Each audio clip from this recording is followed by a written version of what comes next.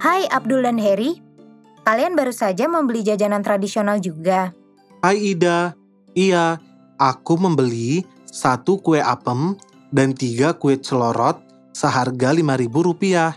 Kalau kamu? Aku membeli 2 kue celorot dan 1 kue dadar gulung, seharga Rp4.500. Kalau kamu, Abdul? Aku membeli 2 kue. Dari setiap jenis kue yang ada seharga Rp11.000. Aku jadi tidak sabar ingin menikmati kue ini bersama keluargaku. Aku pamit dulu ya, teman-teman.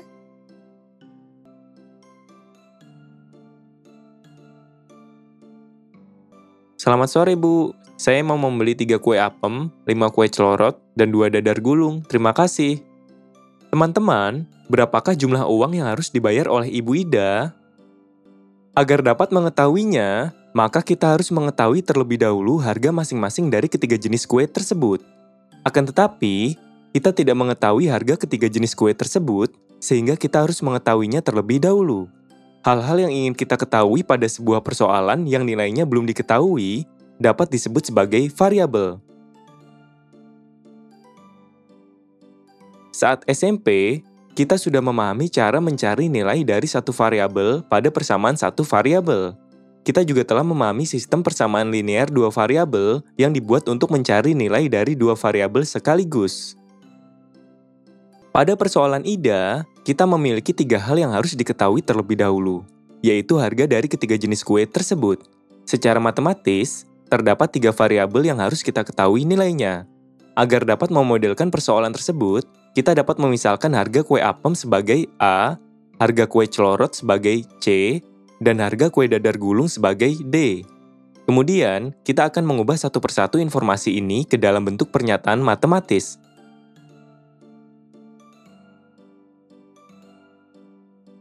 Heri membeli 1 kue apem dan 3 kue celorot dengan total Rp5.000. Sehingga, dapat kita misalkan dengan bentuk A tambah 3C sama dengan 5.000. Ida membeli 2 kue celorot dan 1 dadar gulung dengan total Rp4.500. Sehingga dapat kita misalkan dengan bentuk 2C tambah D sama dengan 4.500. Abdul membeli 2 kue dari setiap jenis kue dengan total Rp11.000. Sehingga dapat kita misalkan dengan bentuk 2A tambah 2C tambah 2D sama dengan 11.000. Ketiga bentuk pernyataan matematis ini berlaku secara bersama-sama, sehingga kita akan menuliskannya dalam satu kesatuan dengan urutan dari 1 sampai 3 seperti berikut. Ketiga bentuk pernyataan matematis ini memiliki 3 variabel yang harus kita ketahui nilainya, sehingga dapat kita sebut sebagai sistem persamaan 3 variabel. Setiap variabel pada sistem ini hanya memiliki nilai derajat paling tinggi yang sama dengan 1 dan tidak memiliki 2 variabel yang terkait dalam operasi selain penjumlahan atau pengurangan. Dengan demikian, sistem persamaan 3 variabel ini dapat kita sebut sebagai sistem persamaan linear 3 variabel yang disingkat menjadi SPLTV dengan analogi yang sama seperti sistem persamaan linear 2 variabel yang disingkat menjadi SPLDV. Karena memiliki analogi yang sama, maka SPLTV ini merupakan pengembangan lanjutan dari SPLDV. Sekarang, bagaimana cara kita menemukan nilai A, C, dan D pada SPLTV yang ada? Hampir sama dengan SPLDV, kita dapat menyelesaikan SPLTV dengan mengeliminasi sebuah variabel. Marilah kita mengeliminasi variabel D pada persamaan kedua dan ketiga terlebih dahulu dengan mengurangkan persamaan ketiga dengan persamaan kedua. Agar kedua persamaan memiliki variabel D dengan konstanta yang sama, maka kita mengalihkan persamaan kedua dengan 2 sehingga menjadi 4C tambah 2D sama dengan 9.000. Lakukan operasi pengurangan pada setiap suku yang memiliki pasangan sehingga hasilnya adalah 2A kurang 2C sama dengan 2.000.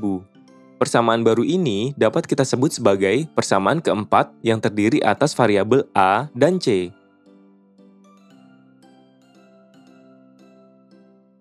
Karena persamaan pertama dan persamaan keempat terdiri atas variabel yang sama, maka kita mengeliminasi salah satu dari kedua variabel, yaitu variabel A dengan mengurangkan persamaan pertama dengan persamaan keempat.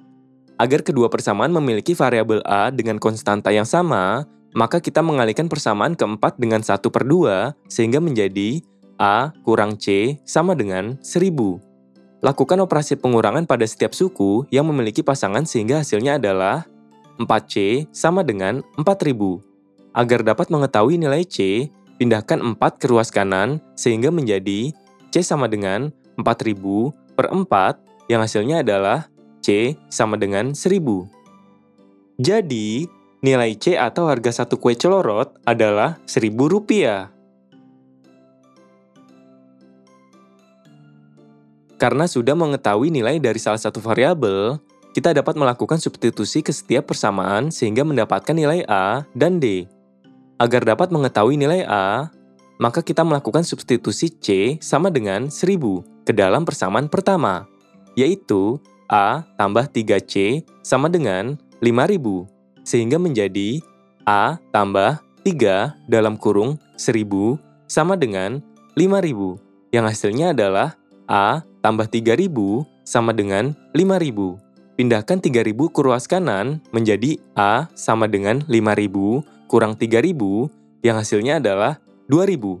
Jadi, nilai A atau harga kue apem adalah Rp2.000.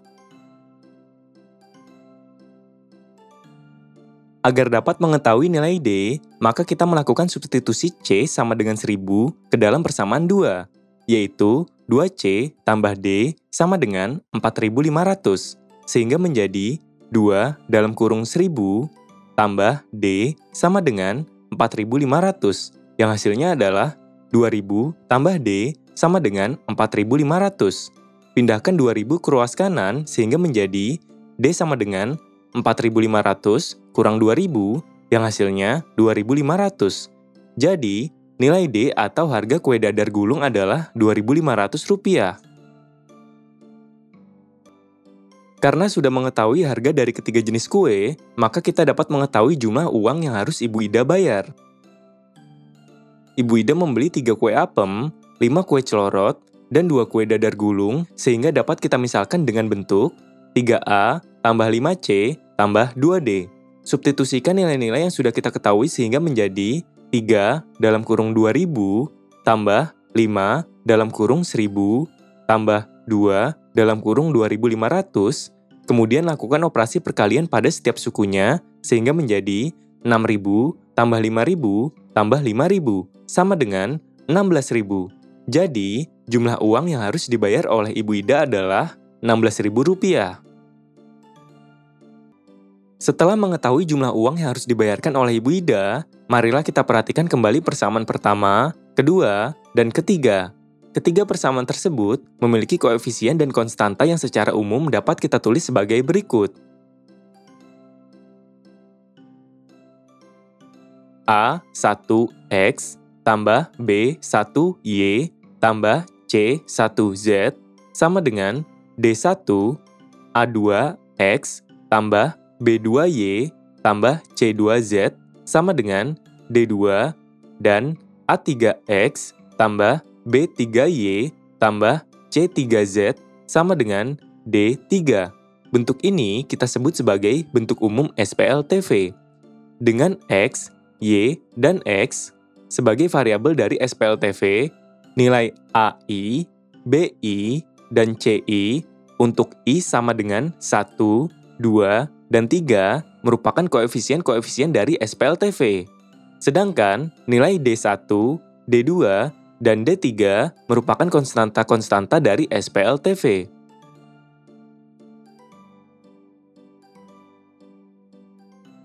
Berdasarkan soal di awal video, maka kita akan mendapatkan X sama dengan A, Y sama dengan C, dan Z sama dengan D. Kemudian, nilai dari koefisien-koefisiennya secara berurutan adalah dalam kurung A1, B1, C1 sama dengan 1, 3, 0, dalam kurung A2, B2, C2 sama dengan 0, 2, 1, dan dalam kurung A3, B3, C3 sama dengan 2, 2, 2. nilai dari konstanta-konstantanya secara berurutan adalah dalam kurung D1, D2, D3 sama dengan 5.000, 4.500, 11.000.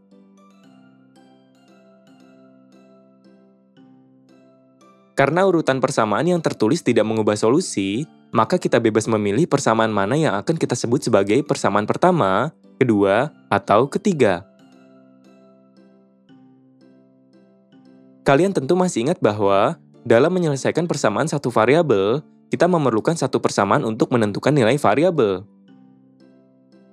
Dalam menyelesaikan persamaan dua variabel, kita memerlukan dua persamaan berbeda yang saling terkait dalam suatu SPLDV untuk menentukan nilai setiap variabel secara tunggal. Jika fakta ini dikembangkan, maka kita akan mengetahui bahwa dalam menyelesaikan persamaan tiga variabel, kita memerlukan minimal tiga persamaan berbeda yang saling terkait dalam suatu SPLTV untuk menentukan nilai setiap variabel.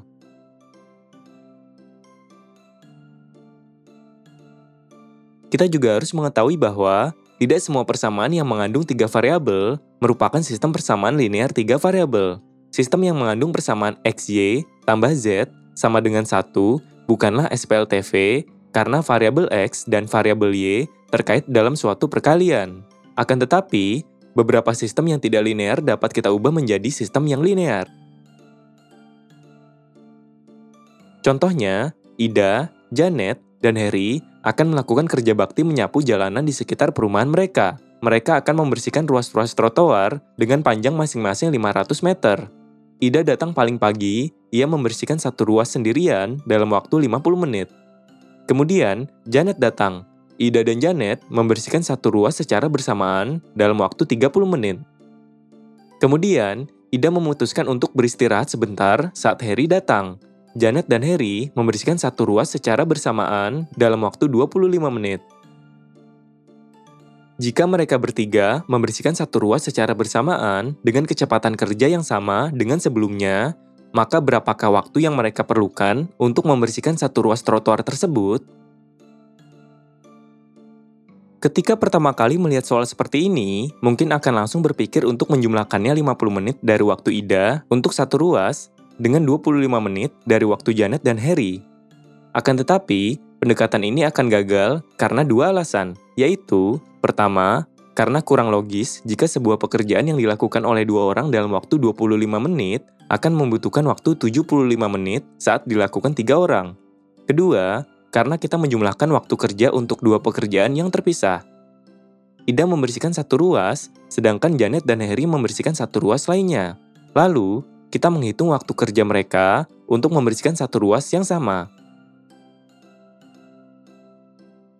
Oleh karena itu, kita dapat menghitung berapa banyak ruas trotoar yang dapat dikerjakan pada setiap kondisi jika waktunya disamakan, seperti menghitung ruas trotoar yang dapat mereka bersihkan selama 1 jam.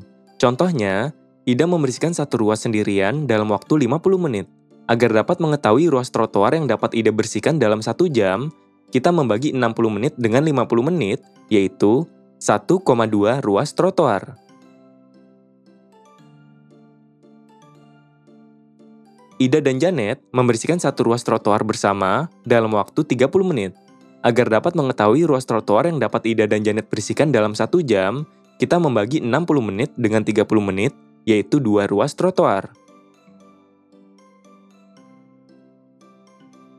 Janet dan Harry membersihkan satu ruas trotoar bersama dalam waktu 25 menit. Agar dapat mengetahui ruas trotoar yang dapat Janet dan Harry bersihkan dalam 1 jam, kita membagi 60 menit dengan 25 menit, yaitu 2,4 ruas trotoar.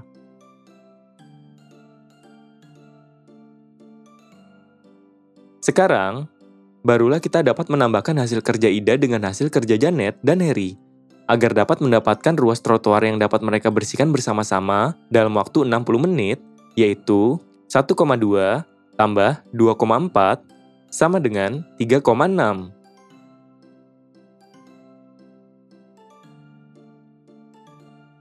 Kemudian, kita dapat mengetahui waktu yang mereka perlukan untuk membersihkan satu ruas trotoar secara bersama-sama dengan menghitung 60 menit atau 3.600 detik dibagi dengan 3,6 ruas trotoar. Sama dengan 1000 detik per ruas trotoar, yaitu 16 menit 40 detik. Dengan demikian, waktu yang diperlukan Ida, Janet, dan Harry adalah 16 menit 40 detik. Jawaban ini cukup logis karena lebih cepat dari waktu Janet dan Harry selama 25 menit.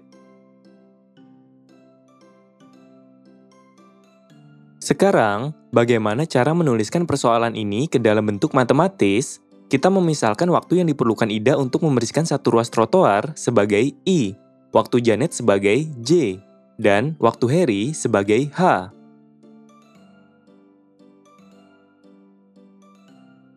Karena penjumlahannya harus berdasarkan hasil kerja dalam 1 jam, maka kita akan memodelkan persoalan ini ke dalam sistem persamaan sebagai berikut.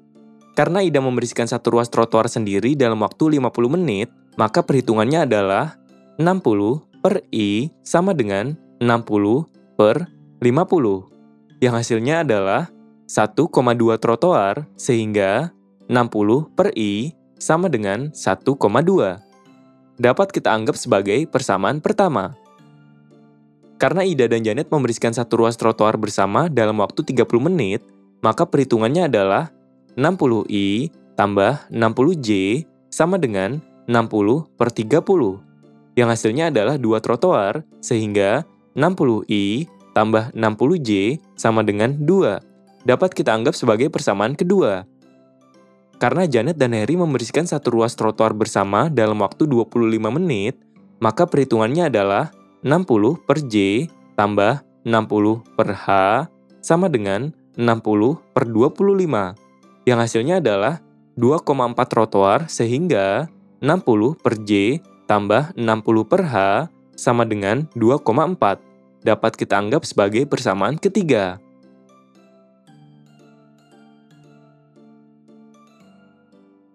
Sistem ini merupakan sistem persamaan 3 variabel tidak linear. Akan tetapi, kita dapat memisalkan 60 per I dengan variabel I, 60 per J dengan variabel J, dan 60 per H dengan variabel H.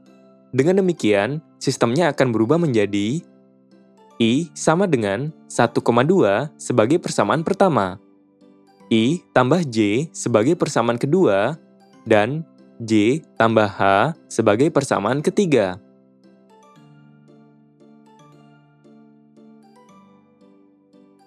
Substitusikan nilai I pada persamaan pertama ke dalam persamaan kedua, sehingga kita mendapatkan J sama dengan 2 kurang 1,2 sama dengan 0,8. Substitusikan nilai J pada persamaan kedua ke dalam persamaan ketiga, sehingga kita mendapatkan H sama dengan 2,4 kurang 0,8 sama dengan 1,6. Berdasarkan nilai setiap variabel ini, kita dapat mengetahui jumlah ruas trotoar yang dapat Ida, Janet, dan Harry bersihkan dalam waktu 60 menit dengan menambahkan nilai-nilai dari setiap variabel, yaitu I tambah J tambah H sama dengan 1,2 tambah 0,8 tambah 1,6 sama dengan 3,6. Artinya, Ida, Janet, dan Harry secara bersama-sama dapat membersihkan 3,6 trotoar dalam waktu 60 menit.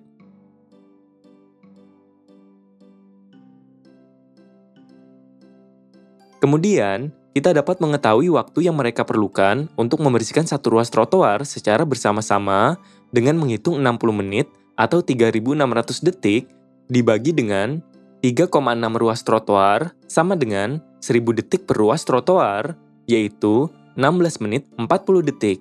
Sehingga waktu yang diperlukan Ida, Janet, dan Harry adalah 16 menit 40 detik. Jawaban ini cukup logis karena lebih cepat dari waktu Janet dan Harry selama 25 menit.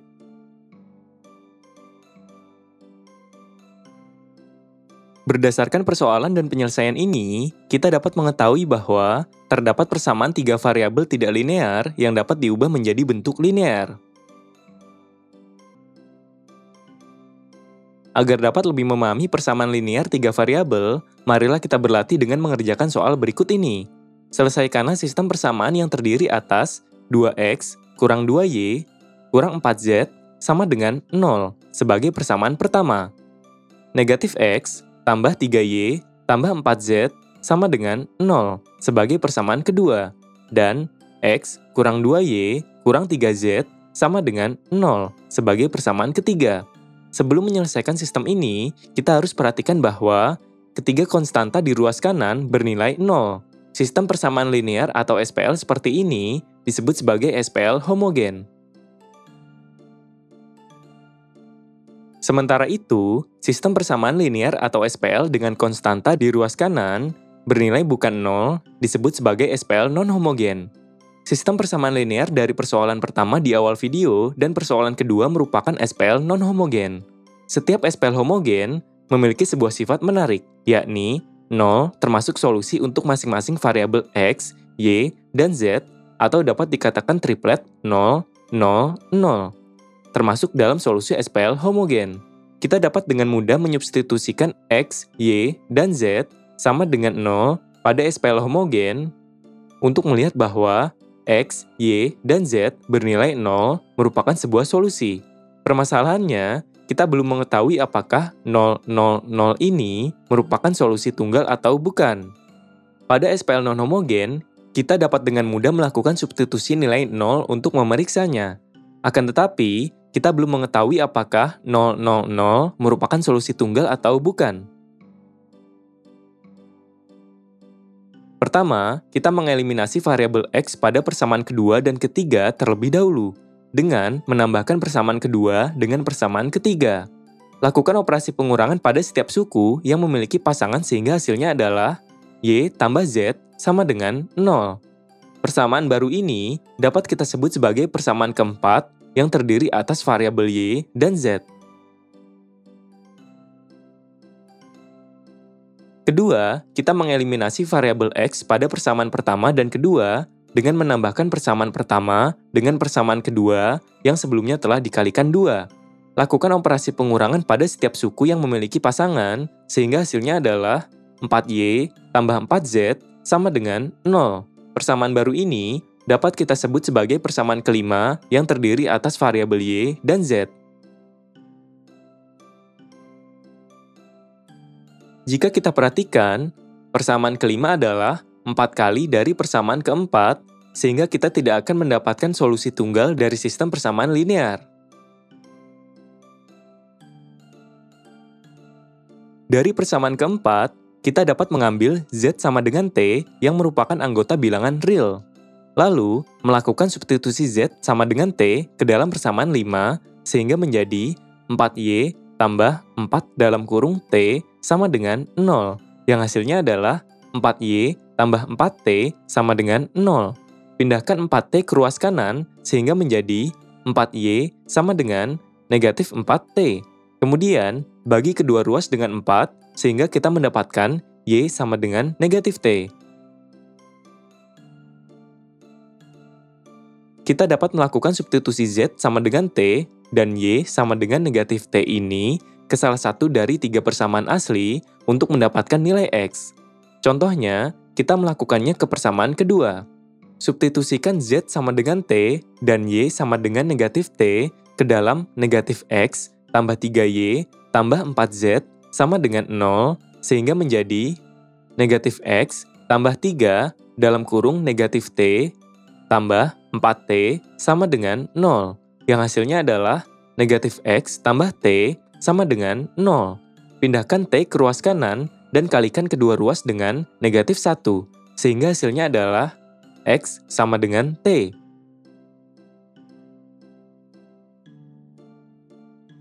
Dengan demikian, triplet T, negatif T, T akan menjadi solusi dari SPLTV ini untuk setiap T yang merupakan anggota bilangan real. Kita juga dapat menyimpulkan bahwa persamaan ini memiliki banyak solusi. Contohnya, dalam kurung 1, negatif 1, 1, dalam kurung akar 2, negatif akar 2, akar 2, dan negatif 4, 4, negatif 4.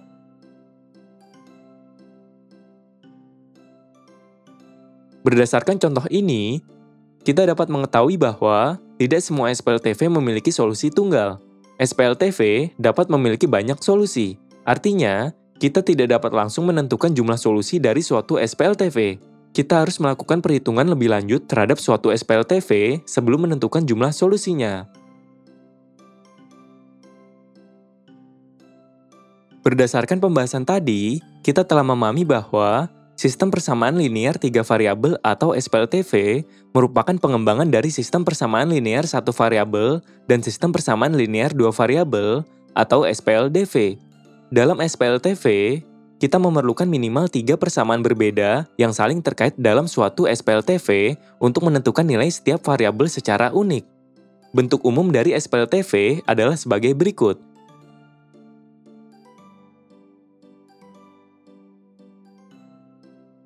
Kita juga telah memahami bahwa tidak semua persamaan yang mengandung 3 variabel merupakan sistem persamaan linear 3 variabel. Akan tetapi, beberapa sistem yang tidak linear dapat kita ubah menjadi sistem yang linear. Suatu SPLTV dapat memiliki tepat satu solusi atau memiliki banyak solusi. Agar dapat menentukan jumlah solusi suatu SPLTV, kita harus melakukan perhitungan lebih lanjut terhadap SPLTV tersebut.